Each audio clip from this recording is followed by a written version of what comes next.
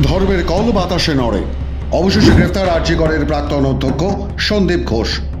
প্রাথমিক সূত্রে খবর, তরুণী চিকিৎসকের ধর্ষণ ও খুনের মামলায় তাকে গ্রেফতার করা হয়নি, বরং গ্রেফতার করা হয়েছে দুর্নীতি মামলায়। অর্থাৎ 2022 সালে আরজিকরের তৎকালীন ডেপুটি সুপার আক্তার আলী যে অভিযোগ করেছিলেন, তারপর মামলা সিবিআই হাতে নেওয়ায় প্রকাশ্যে এলো সরকারি দুর্নীতি।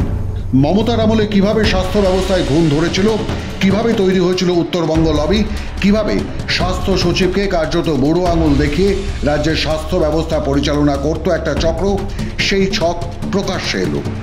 অভিযোগ, মুখ্যমন্ত্রী মমতা বন্দ্যোপাধ্যায় স্বাস্থ্যমন্ত্রী হলেও বকলমে স্বাস্থ্য দফতর চালাতেন তার ব্যক্তিগত চিকিৎসক শ্যামাপদ দাস, আর তার সঙ্গে উঠে এসেছিল মেডিকেল সিন্ডিকেটের এক মাথা সন্দীপ ঘোষ, সুশান্ত রায়, সুদীপ্ত রায়রা।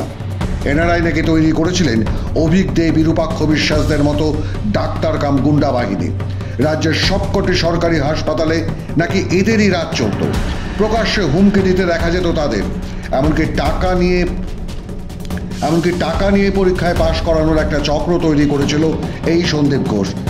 ডাক্তার হয়ে কিভাবে এতটা নিচে নামলেন তিনি, তা নিয়ে তরুণী চিকিৎসকের মৃত্যুর পরেই প্রশ্ন সামনে এসেছিল। 16ই অগস্ট থেকে 16 দিন জেরা করবার পর অবশেষে সন্দীপ ঘোষকে আজ গ্রেফতার করল সিবিআই। দৈনিক 10 থেকে 14 ঘন্টা তাকে জেরা করা হতো, মাঝে পলিগ্রাফ টেস্টও করা হয়েছিল। পলিগ্রাফ টেস্ট হয় আরও 6 জনের। এই সন্দীপ ঘোষকে বাঁচানোর জন্য সে সময় উঠে পড়ে নেমেছিলেন রাজ্যের মুখ্যমন্ত্রী স্বয়ং। আরজিকর কাণ্ড সামনে আসার পর তাকে পুরস্কৃত করেছিলেন মমতা। 7 দিনের মধ্যে তিনটি সরকারি চাকরি দেওয়া হয়েছিল সন্দীপ ঘোষকে।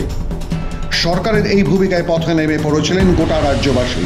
প্রায় প্রতিদিনই একটানা মিছিল বেরিয়েছে রাজ্যের সর্বত্র। সে মিছিলে হেঁটেছেন সাধারণ মানুষ। তারা প্রতিকার চেয়েছেন, বিচার চেয়েছে, মুখে মুখে স্লোগান উঠেছে, উই ওয়ান্ট জাস্টিস। তাই সন্দীপ ঘোষের গ্রেফতারের পরই উচ্ছ্বাসে ফেটে পড়েন জুনিয়র চিকিৎসকরা।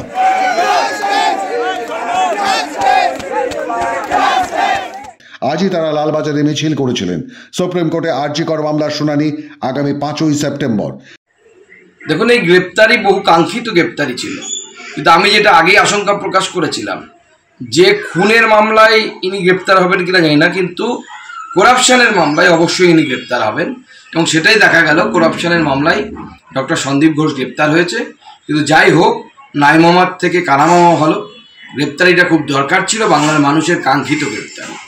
সেদিনই সিবিআইয়ের রিপোর্ট জমা দেওয়ার কথা আদালতে, তার আগেই গ্রেফতার প্রাক্তন অধ্যক্ষ।